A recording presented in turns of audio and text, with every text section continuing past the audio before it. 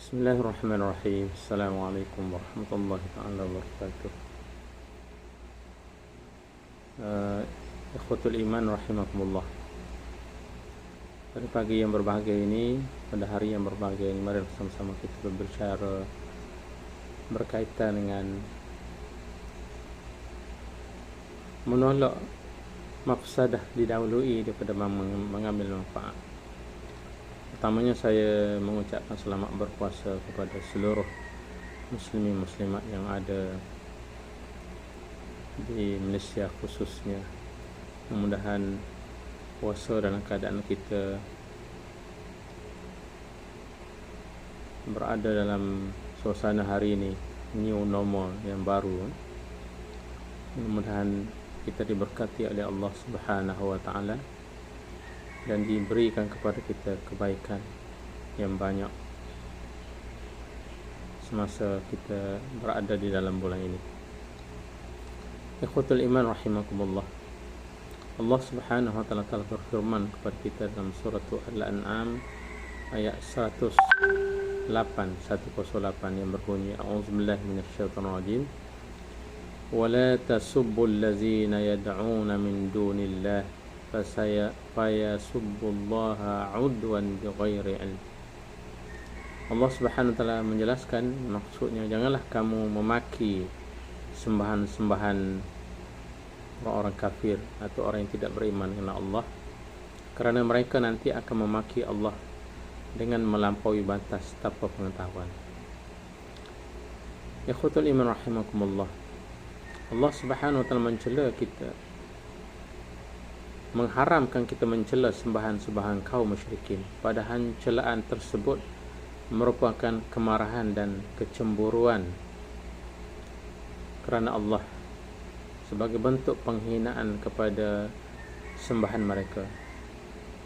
Musababnya celaan tersebut merupakan pengantar munculnya celaan kepada Allah Subhanahu wa taala, dan masalah tidak dicelanya Allah Subhanahu wa taala itu lebih besar daripada masalah celaan kita kepada mereka.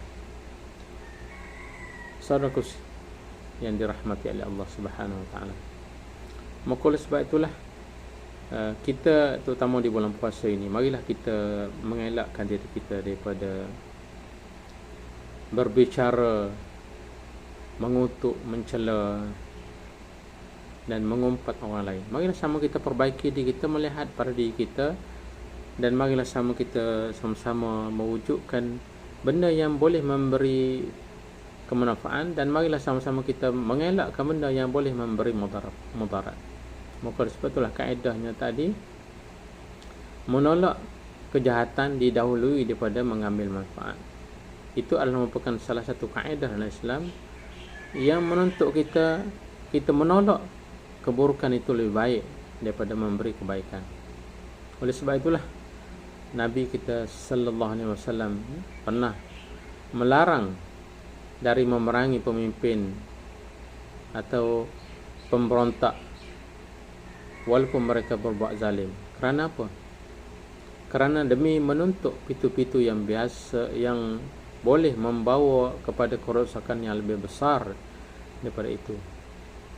Oleh sebab itulah saudaraku yang dirahmati oleh Allah Subhanahu wa taala, Islam menyebutkan kepada kita dan menjelaskan kepada kita bahawa menolak mafsadah lebih utama daripada kita mengambil maslahat.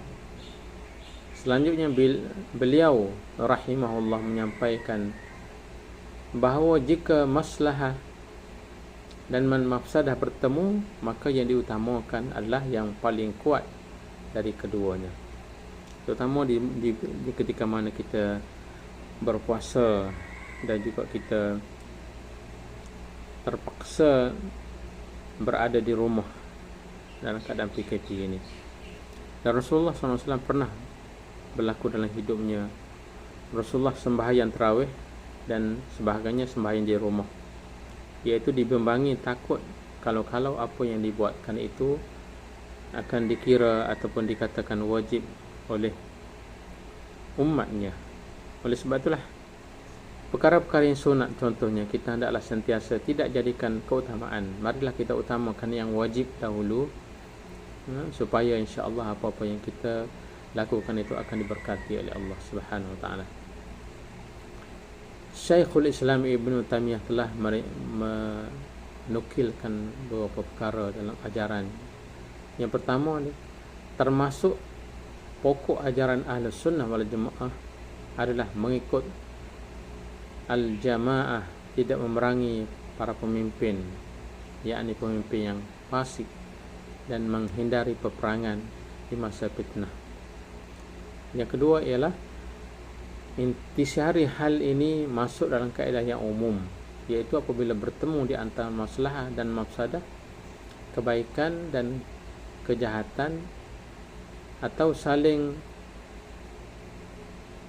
berbeza di antara keduanya, maka wajib menimbang yang mana yang paling kuat di antara keduanya.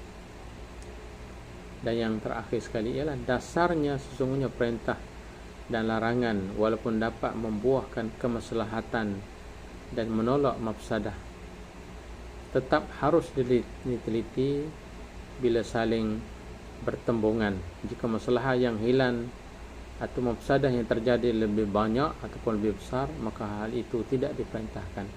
Bahkan hukumnya haram jika mafsadah yang timbul lebih besar daripada masalah yang didapati. Saudaraku yang dirahmati oleh Allah Subhanahu wa taala, maka oleh sebab itulah marilah sama-sama kita menjaga agama kita dengan mengambil kaedah ini, terutama di ketika mana kita berpuasa, untuk mengingatkan kepada kita bahawa agama kita mengajarkan kita yang paling penting mewujudkan sifat kasih sayang. Dan telah dinyatakan kepada kita oleh para ulama, nata'awanu fi mattafaqna alaih wa na'zura ba'duna fi makhtalafna fi. Marilah sama kita membantu benda yang kita sepakat. Marilah kita uzurkan diri kita benda yang kita ikhtilaf. Mudah-mudahan sedikit pencerahan yang disampaikan itu akan memberikan keberkatan dalam hidup kita dan dapat diamalkan dalam hidup kita. Wallahu a'lam. Aqulu qawli hadza wa astaghfirullahal azim li wa lakum. Assalamualaikum warahmatullahi taala wabarakatuh.